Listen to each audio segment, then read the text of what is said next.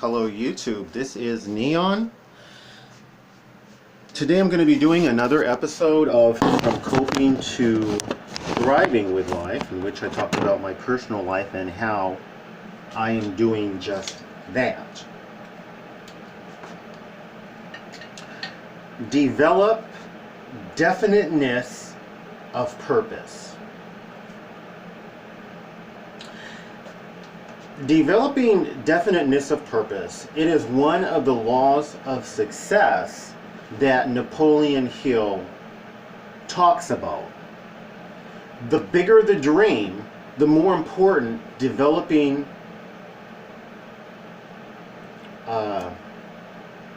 definiteness of purpose is. My dreams were to be wealthy and famous. Okay. And I've never met anybody that was happy or supportive of that, as well as to be a philanthropist.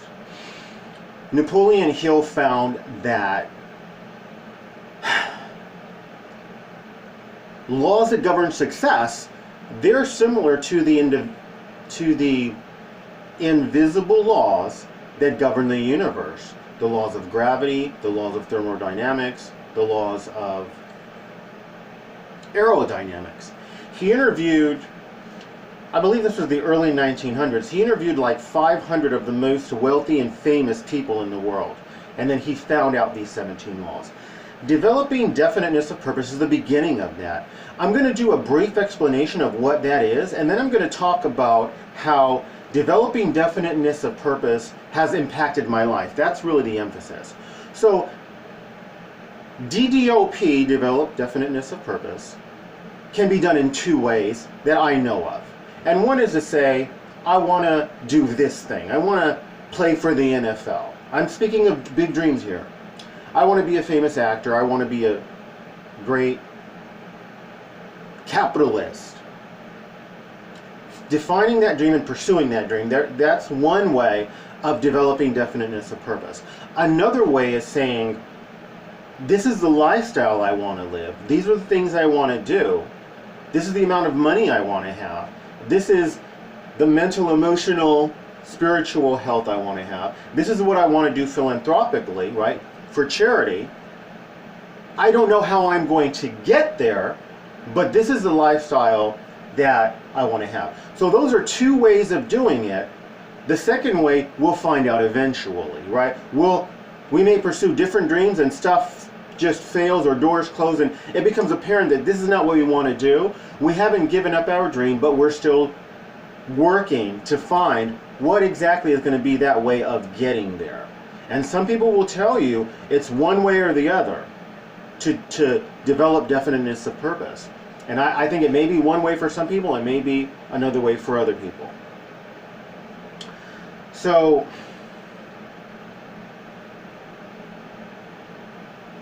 it's interesting because developing definiteness of purpose has been incredibly helpful in my life. And I attribute it to me being able, one of those important ingredients for me being able to cope with life. And for me really having to work on myself in such a way so as to slowly but surely over time make myself into the man that I need to be so that I can walk into the shoes of that famous wealthy person, that philanthropic person that I want to be.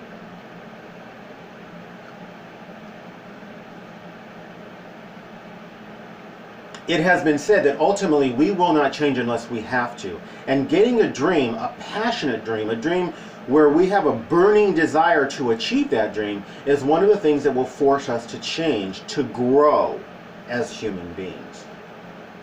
In my desire for my life, I want to be forced to grow throughout my lifetime. I don't want to settle. I don't want to get a degree and get a job and I did what I needed to do, I've got tenure, and now I don't grow anymore. I don't read, I don't study, I don't have any real goals. I just settle. Because that people tend to stagnate, whether they realize it or not. And stagnation takes place slowly over time. So my dream is forcing me to change, forcing me to grow, forcing me to work on myself, forcing me to face my mental illness, forcing me to learn to cope with my mental illness, forcing me to dare to dream that I can thrive with my mental illness. Thrive with it and find the skills, the things that I need so that I can still thrive even though I'm living with mental illness. One thing that was surprising to me is that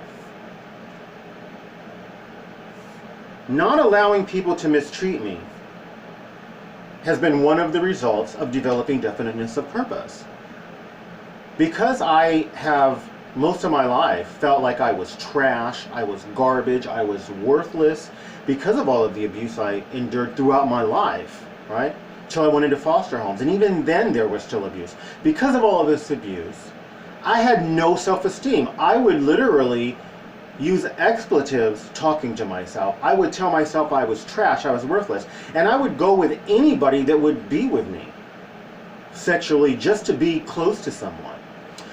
Sometimes I would stay in relationships or around people who would mistreat me, and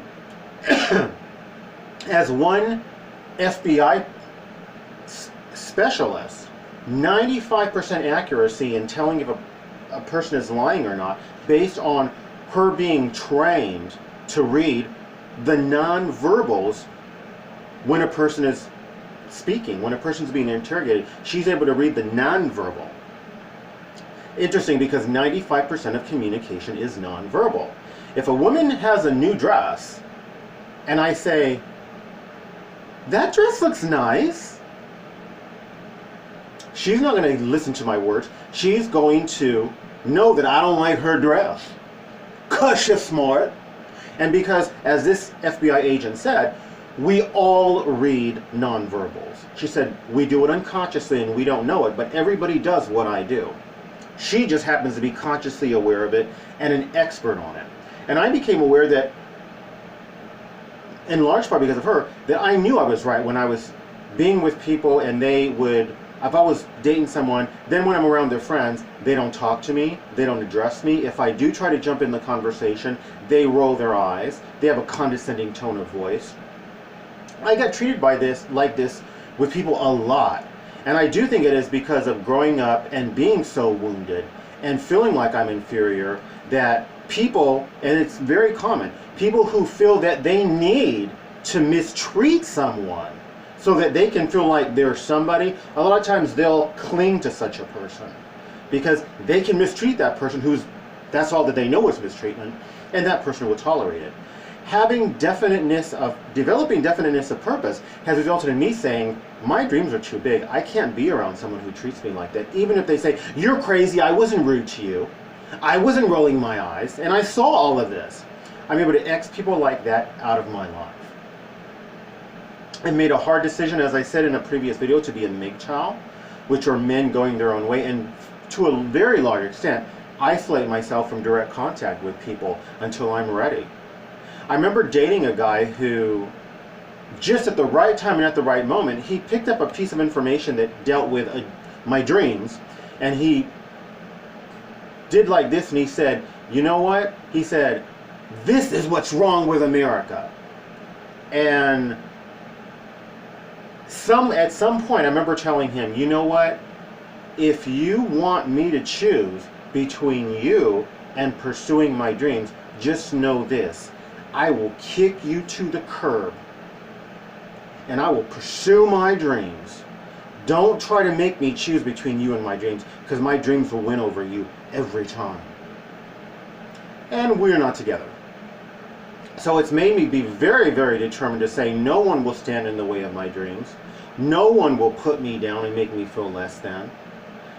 Nobody is going to try to make it look like I don't know what I'm talking about when they're being abusive. Developing definiteness of purpose has forced me to respect myself and to demand a degree of respect from anybody that I'm with. So I'm still learning and growing, but it has really caused me to respect myself. If you like this video, please like, subscribe, share. Watch a commercial, recommend my videos to someone. or do that other thing that I ask to help me out. All right? Best wishes.